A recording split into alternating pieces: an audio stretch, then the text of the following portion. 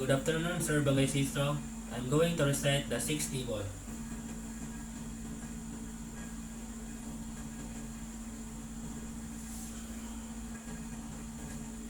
First table, negotiation versus mediation.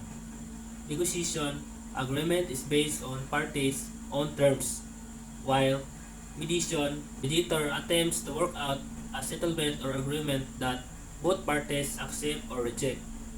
Second table, mediation versus conciliation. Mediation, a mediator will in most cases add a matter of principle, refrain from such a making proposal. While the conciliator will be asked by the parties to provide them with non-binding settlement proposal. Third table, CAM versus CRM versus GDR. CAM, no pre-existing agreement present. Both parties still directed to mediation to ilag court dockets. While CRM expressly stated in agreement to resort arbitration before filing a case in a court. While GDR, judge tries to settle a dispute of a cases not successfully settled in CAM. Fourth table, arbitration versus mediation versus conciliation. Objectives: for arbitration, award; for mediation, settlement; for conciliation, advice to their party.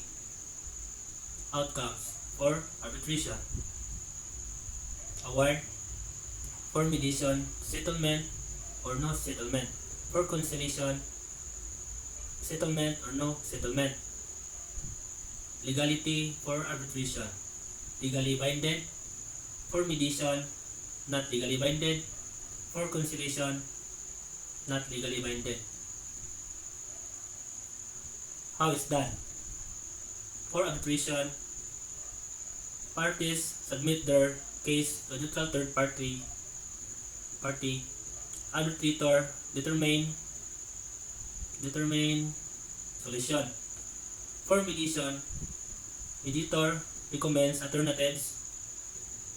Parties reach out an agreement. For conciliation, NTP give advice. Parties reach an agreement. 5 table, arbitration versus litigation.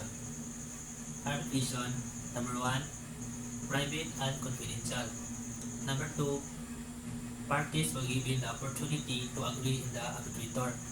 Number 3, parties can select the governing law that will determine their substantive rights. Number 4, arbitration procedure depends on the agreement. While litigation, number 1, public. Number 2, parties cannot agree on the presiding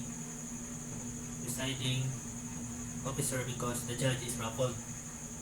Number 3, Philippine law governs unless there is a choice of law stipulation in the contract. Number 4, rules of court applies. 6 table, arbitration versus litigation. Arbitration, number 1, formal officer is generally submitted at the beginning. Number 2, the venue of arbitration depends on the agreement. Number 3, submission on the process is consensual. Number 4, claimant versus responder. Number 5, arbitrator. Number 6, stenographer. Number 7, award, final award, interim award. While litigation, number 1, formal officer is only submitted at the end. Number 2, as a rule, the rules of the court determine the venue. It will be depends on the agreement. Number 3, submission on the process is not consensual. Number 4, plaintiff versus defendant, petitioner versus respondent. Number 5, judge. Number 6, court reporter. Number 7, judge. Final judgment, interlocutory order. That's it, sir. Thank you, sir.